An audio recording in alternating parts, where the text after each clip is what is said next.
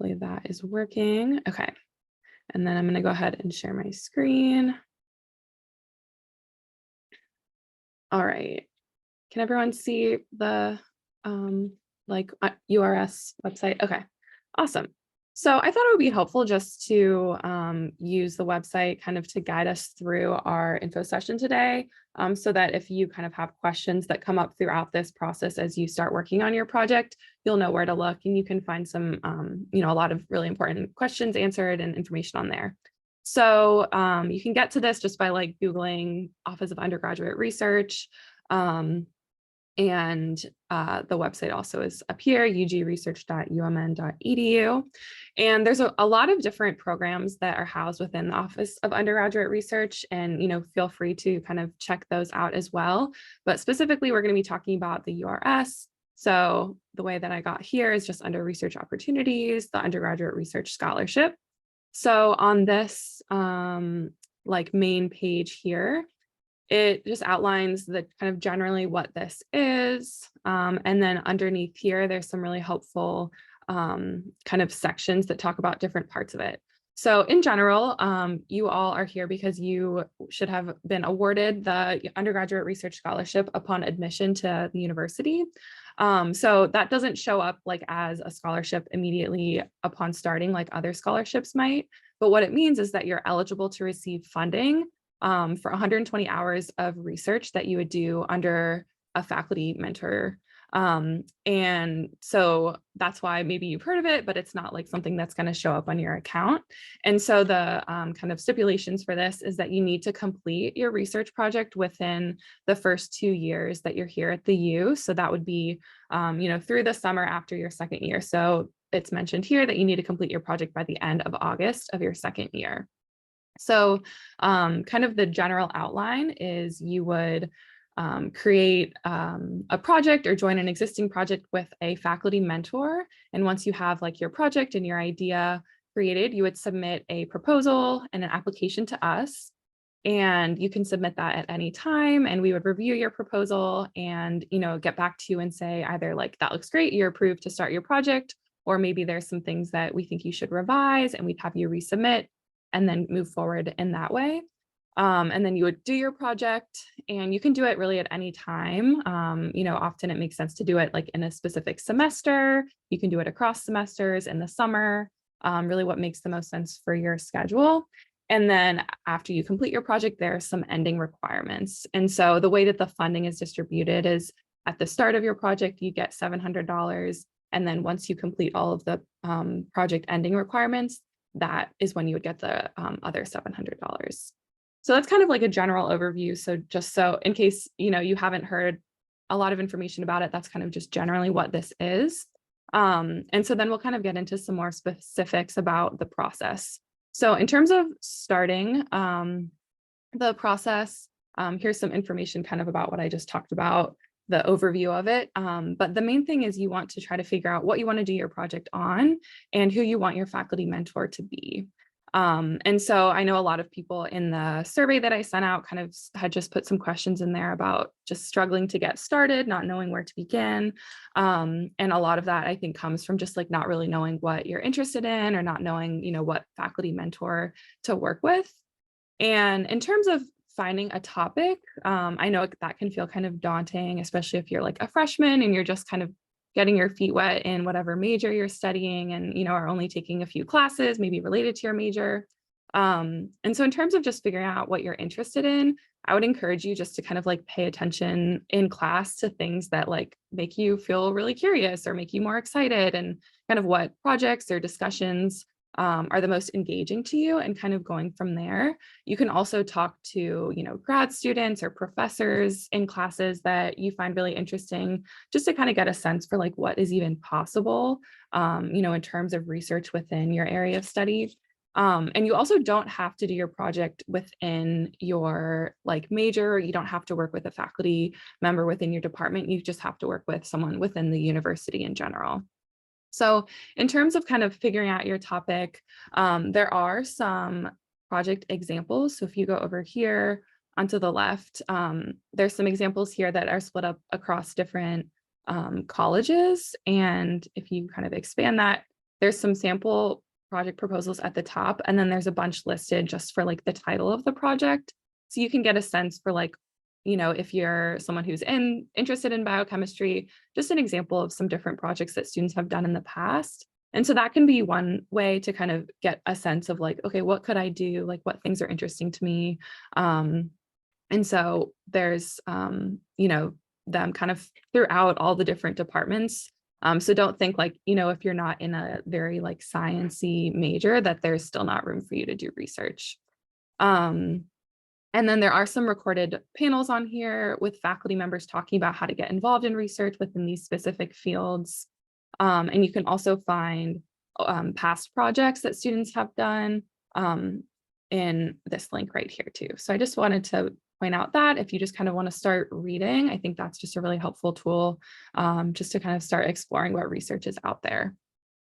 And then kind of in hand with that is finding a mentor. So maybe you have a professor who you've worked with already, teaches one of your classes, and you think that you would love to work with them, and that they do some research, so you can definitely like reach out to them. But sometimes, it might feel like you don't really know anyone yet, or you don't know what types of research faculty members are doing within your program, within your department.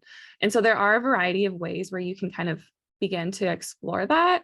So kind of informally, there's some things down here about just having discussions with professors, with grad students. As a grad student, I think that can be like a really helpful person to talk to, because kind of like a liaison between, peers and between the professor. And I know like I would love to talk to anyone about, what I'm doing research in and what I'm interested in. And that can be a really easy way to kind of understand the research process a little bit more and explore different topics. And then, here at the Office of Undergraduate Research, we'd love to chat with you. Sometimes it can be really useful just to like have a conversation with someone and like bounce off ideas and start to think about what you're interested in. And so that's some other options there. And then kind of more specifically looking at faculty members that you might be able to work with. So one thing is looking at department websites. And so, one way you can do this is just by like searching on Google. If you want to do something in, speech pathology or something like that, you can do that as well. But within here, you can search for different departments. So if we wanted to look at, for example, the Department of Computer Science and Engineering, they have, there's kind of different routes you can do this, but they have some helpful, like a pretty helpful website, because they list different research areas specifically. And then with that, they list specifically what research faculty are doing research in that area. So if okay, I'm interested in robotics, you can see like some recent research that they're doing, kind of generally some of the things that they're looking at.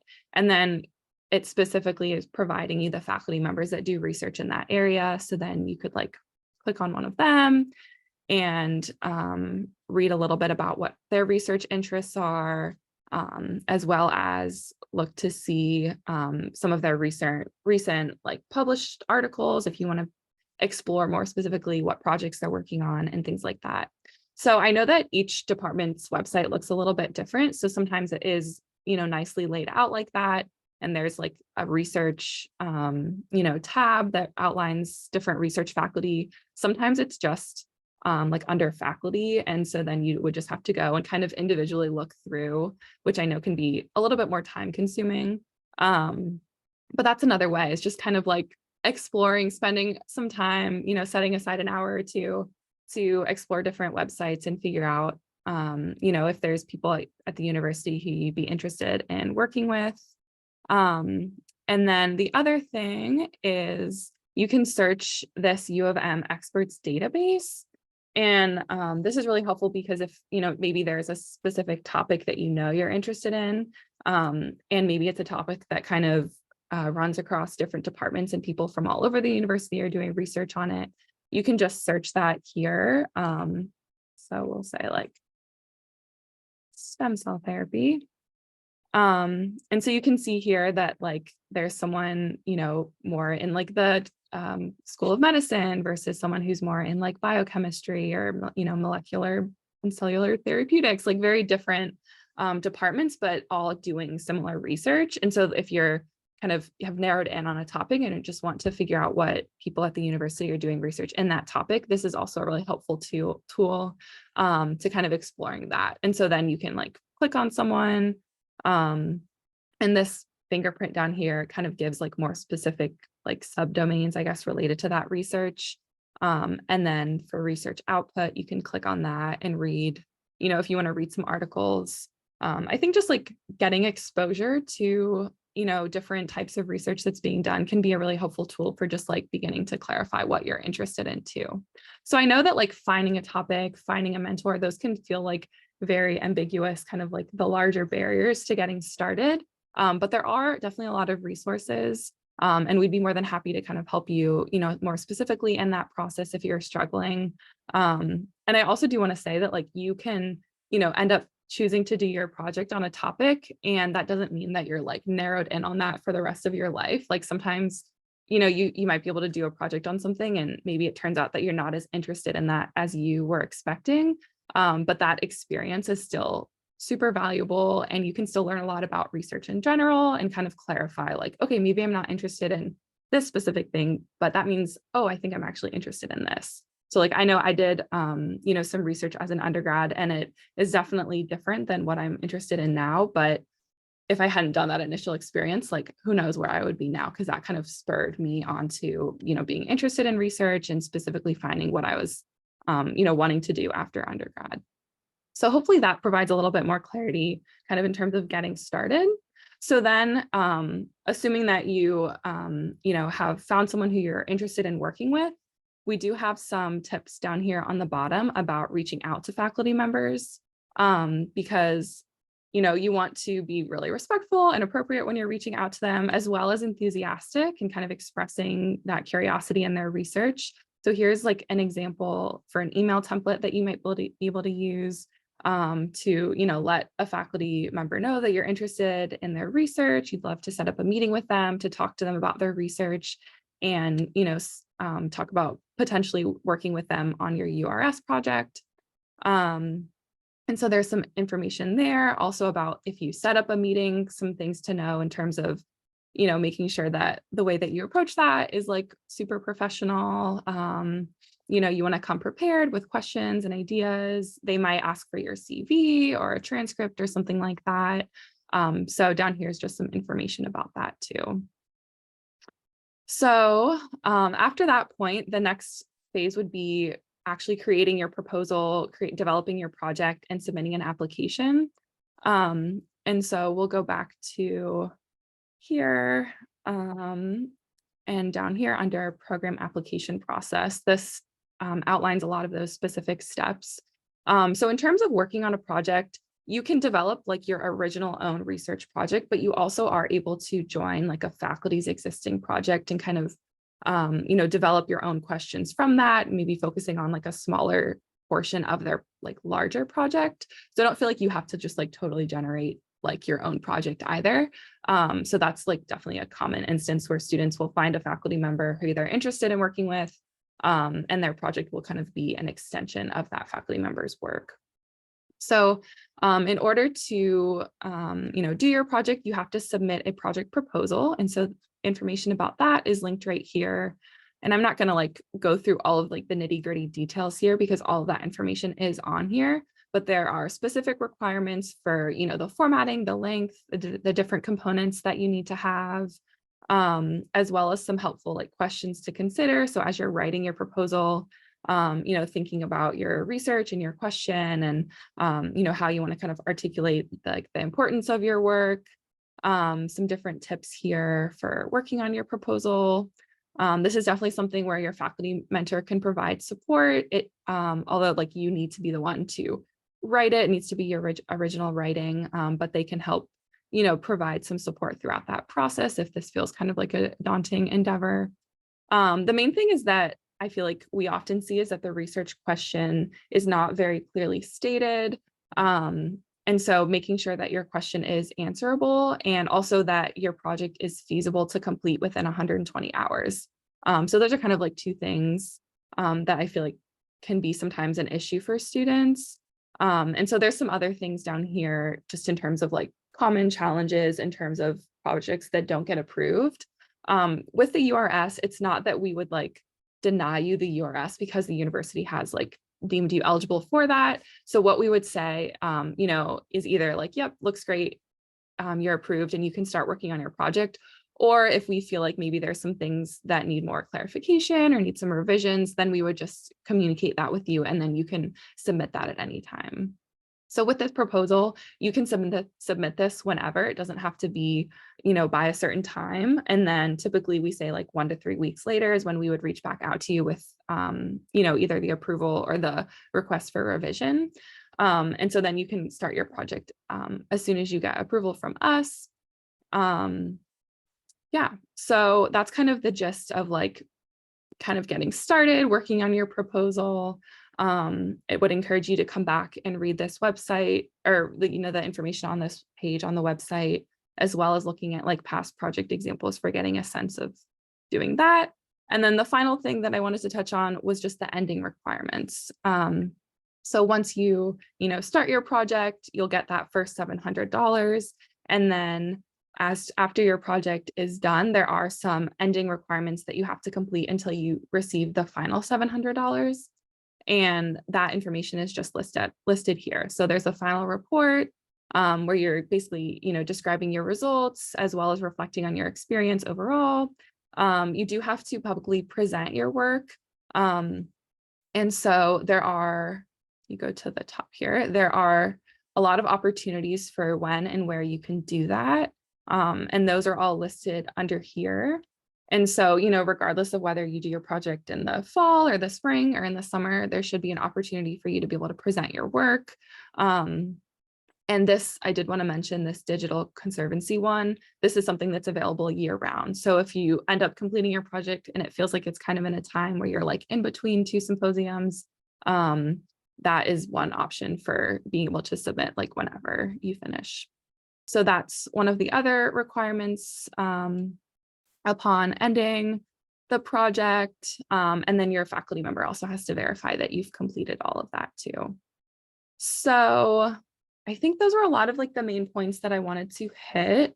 I'm going to go ahead and stop sharing. We have about 10 minutes left. So if there are any, you know, questions based on that, anything that I didn't go over, feel free to put it in the chat or unmute yourself. But yeah, we'd love to just help you in any way.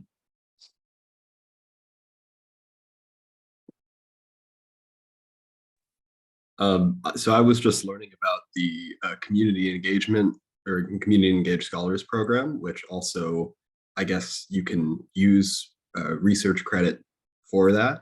So is that something that you're familiar with? Is people combining those projects and using their undergraduate research in that program?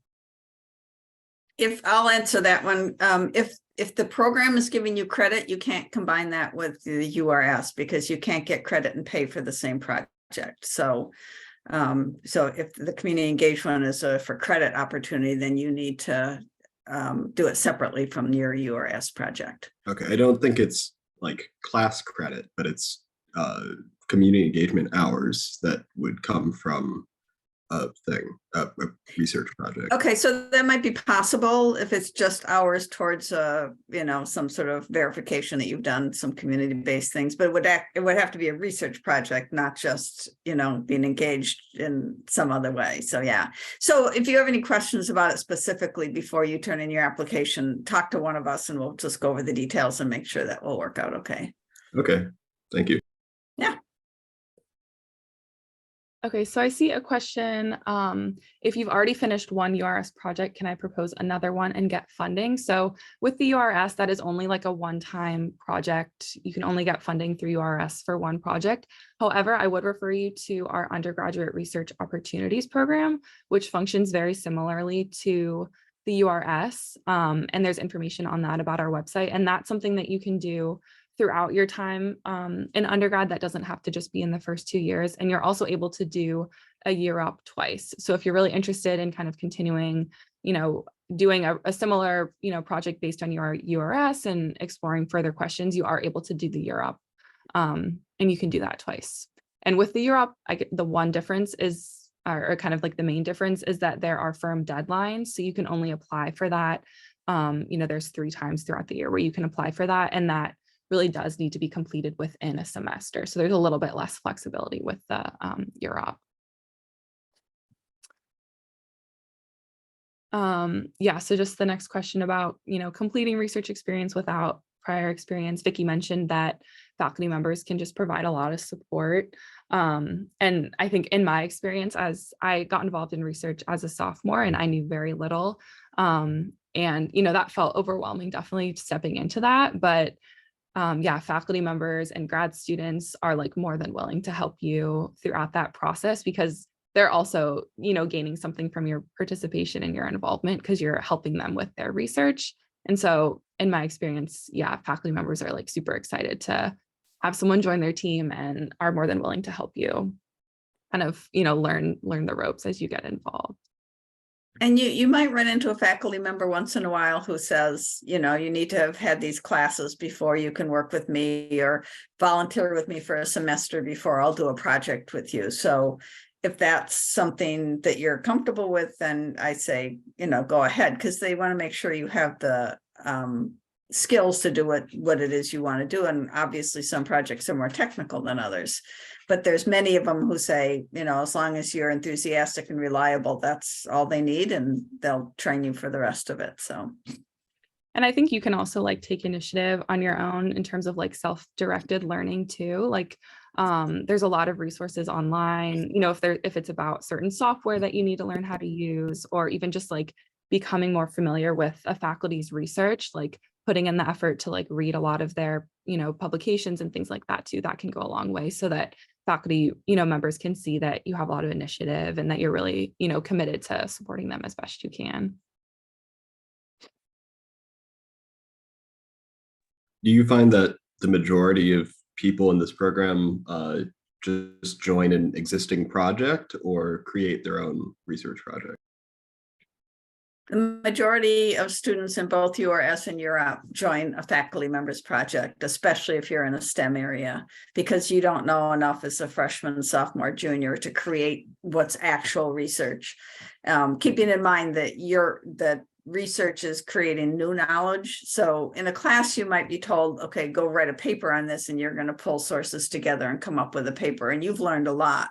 But we don't count that as research because you're not really creating anything new.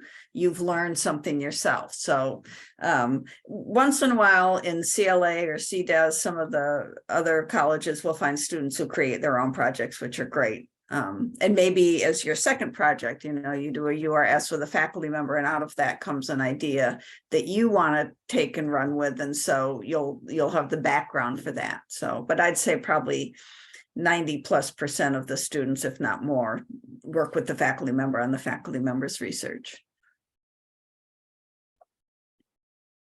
And then I see there's another question in the chat. Someone who's currently involved with research, doing a lot of like lab work and collecting data.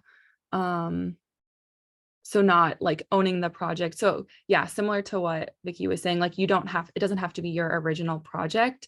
That's very common that someone will join like a, grad student or a faculty member's project, and their URS will be related to that. The main thing with both the UROP and the URS is you need to, develop like a research question and explain how you're going to answer that question. So your involvement can't just be limited to like collecting data. So you need to be able to engage in that project in a way where you're like being able to answer a research question, if that makes sense.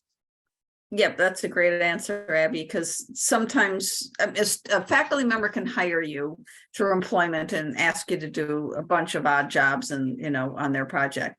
But that's not necessarily a URS project. You need a project where you have a piece of that faculty member's research. So, and you might be doing some of the data collection stuff, but you also have to engage with the data in terms of analysis and drawing conclusions. So keep that in mind too. And maybe something that you've started with in more the collection field could be moved into something where you have an actual piece of the more analytical part of the project. So.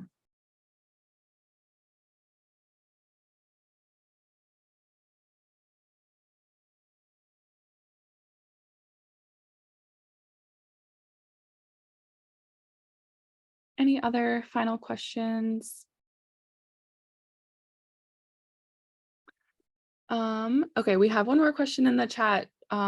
So clarifying that we would need to come up with different research questions from the PhD students question. I don't know, Vicky, if you want to take that one. That's kind of like a line to balance, I feel like. Yeah, I mean, you have to think of this as sort of I think of the faculty members project, which might then include graduate students as well, and sometimes postdocs. And each of them is working on a different piece of it. So if the PhD student has a particular question he or she's working on, you may be folded in under that, but you can't just do a few tasks here and there for that student. You really need to have more of a ownership in that. So you might be working on the same question, but you at least need section A that you're going to do on your own, and not just like, here, I'm giving you a little bit for A and B and C, but I never get to pull any of this together. So, and you can work with the grad student, but not as your main mentor. Your main mentor has to be a faculty member, and PhD students have a faculty member overseeing them. So it usually works out just fine when that person signs on for, you to be the URS student within that project. And again, if you have questions about it specifically, come chat with one of us, and we can talk about whether the project as you're describing it will work out okay, or whether you need to add some features to it to make it work. So and sometimes these need tweaking. That's often the case. A lot of them come in and they're just fine, but some of them come in, it's like, well, that's not really research yet. What about this or this? And then we can help you kind of polish it into something that will be workable.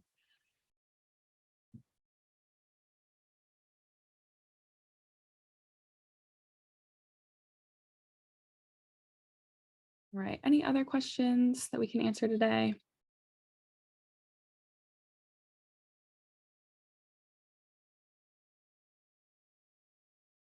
Okay, well, like Vicky said, yeah, we are more than happy to help you throughout this process. We do have on our website, there's a way that you can schedule appointments. I think the link is currently being fixed. I know we've gotten a few emails about that. So hopefully that will be fixed soon and you can schedule appointments that way. But we also do have drop-in hours, and feel free to email, either of us directly with questions. And we can set up appointments just like emailing as well. Because yeah, the goal here is that we really want you to be able to engage in a meaningful research experience. And so if there's any way that we can help you kind of move throughout this process, like, we are more than happy to chat with you, answer questions, kind of brainstorm, talk through things. So please do not hesitate to reach out. And I mentioned this in my email, but also wanted to remind you that we will be having some info sessions next semester, where we're going to bring in some faculty members as well as some students who previously did like URS projects or URAP projects. And we're going to try to have those be related to, kind of specific topics or areas of interest, so that you can connect with those people too. Because sometimes it is kind of different what different research looks like across different departments and things like that. So it can be helpful to talk with people kind of more specific to what you're interested in. So we'll be sending some information about that over the coming weeks into the start of next semester. And we'll also have another one of these sessions. So, feel free to join that one as well. But please definitely take a look at our website. There's a lot of really helpful information on there. And yeah, don't hesitate to email us if you have any questions. But thank you all for joining today. I hope you have a great rest of your week and end to your semester. Yeah, I was also going to ask, are there any, I know for other programs, there are like a 1-credit class that you join that facilitates your project or something. Are there any classes like that for this program where you, like, while you're doing a research project, there's a 1-credit course that you have where you can check in with someone? Nothing like that?